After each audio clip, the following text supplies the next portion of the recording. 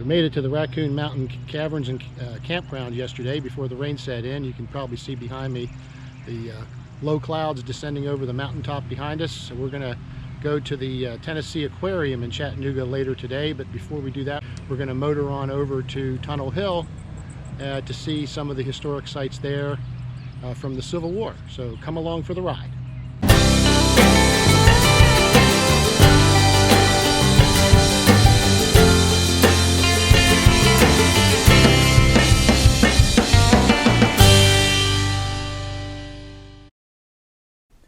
Before we start today's outing, I want to share a couple of nice surprises we had on the drive over here from Huntsville. Our route retraced our earlier excursions along US Highway 72 East, passing the North Alabama Railroad Museum and Cathedral Caverns State Park. And as we neared Chattanooga, just after crossing into Tennessee, we came to the town of South Pittsburgh. And the possibility of a connection between the town's name and our own hometown's name in western Pennsylvania was intriguing. Wouldn't it be cool, we thought, if there was some legacy of the iron and steel industry here that we could see with Merriweather still hitched up? Then we saw this big billboard for the Lodge Factory Store. Wow! It turns out that South Pittsburgh developed specifically as an iron-making town in the 1870s. Today, it is home to the Lodge Foundry, makers of the high-quality cast-iron Dutch ovens, skillets, and lots of other implements so familiar to cast-iron cooking aficionados. If you've seen my Dutch oven cooking videos, you know that I'm a Lodge fan. But this was Sunday and they probably weren't open. Au contraire, mon frère. So we did do a little bit of shopping, but the place was very full of shoppers, so I didn't shoot any video in the interest of their privacy. But again, what a nice surprise.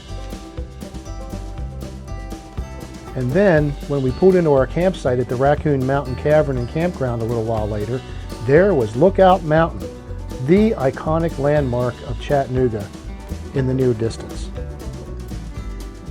Another nice surprise, and a great view from Merriweather's veranda.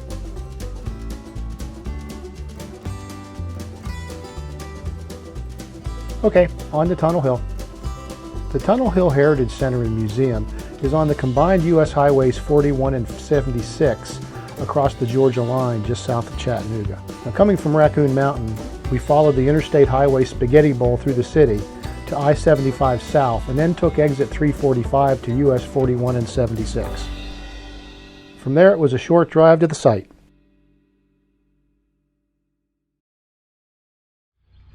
We're here at the Western Atlantic Railroad Tunnel Heritage Center, which is new since I was last here in 1993.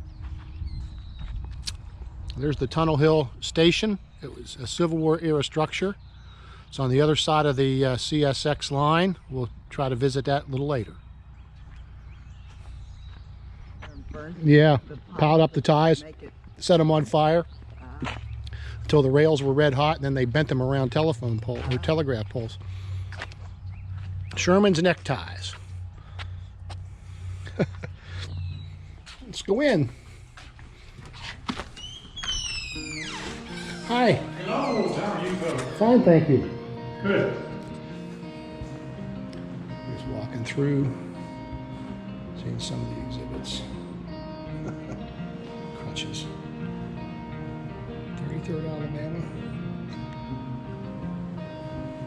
Great locomotive chase sesquicentennial.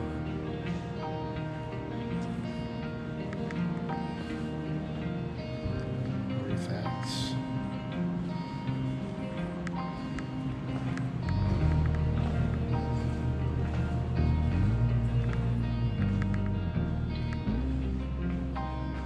There's Hood, and up there's Bo. Oh, that's Johnson. There he is. Joe Johnson, who was relieved because he didn't stand and fight. Of course, he was outnumbered 2-1. And there's Hood, who replaced him and eventually destroyed the Army of Tennessee. Here's some railroad tools.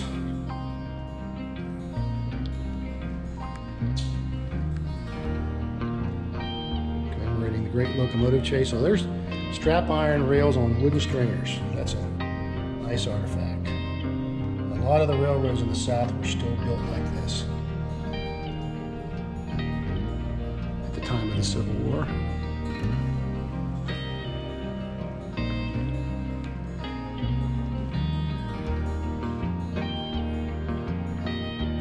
It's like some reproduction uniform equipment there.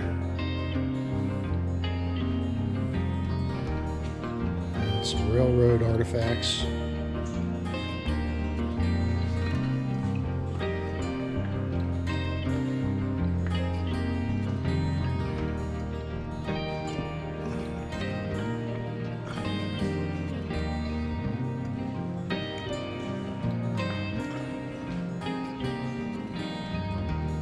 again, some reproduction uniforms.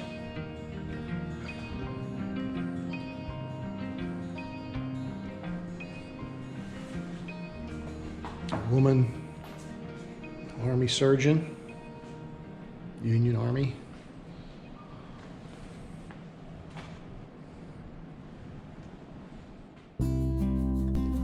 Time did not allow us to visit all of the historic sites that are part of Tunnel Hill's Civil War story and still make it to the Tennessee Aquarium with enough time to go through it before closing. So we'll just have to come back here another time.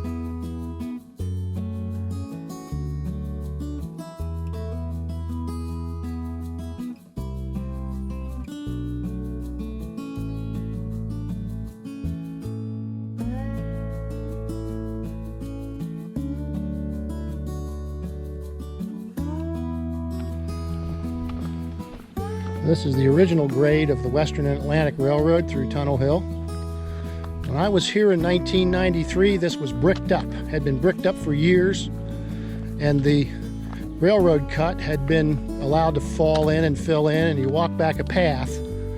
As I was standing there, a CSX train on the new line, which you can see the concrete retaining wall there around the tunnel portal, came blasting through there, so but I didn't have video back then, so.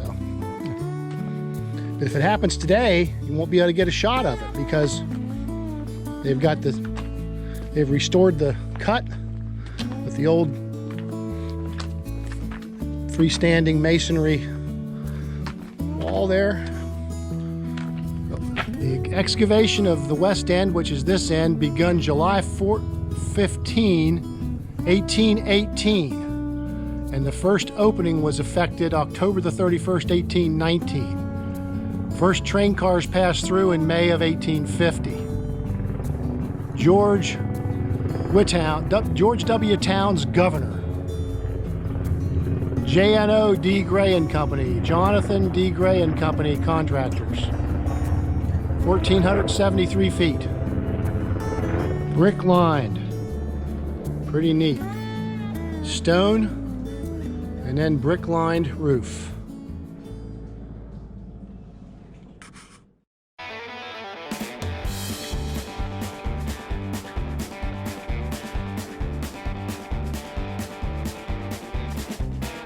The aquarium is not difficult to get to, even though it is in the middle of Chattanooga's busy waterfront district. We were able to find paid parking in one of the paid lots associated with the aquarium. The complex is in two separate buildings, one dedicated to oceanic life, the other to freshwater aquatics with a focus on the Tennessee River Valley.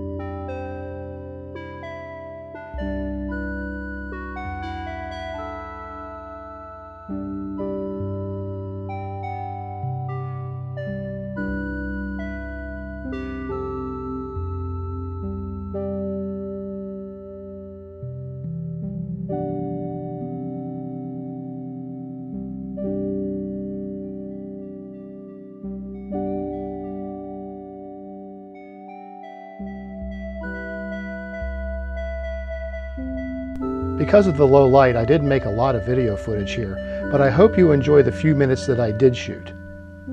And of course, otters are always good.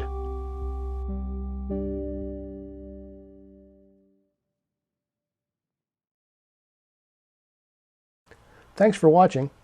Please click the thumbs up icon to like the video and share with your friends via email or social media. I'd love to have you subscribe, and if you do, please click the little bell icon so you'll get notifications whenever I post a new video. Goodbye.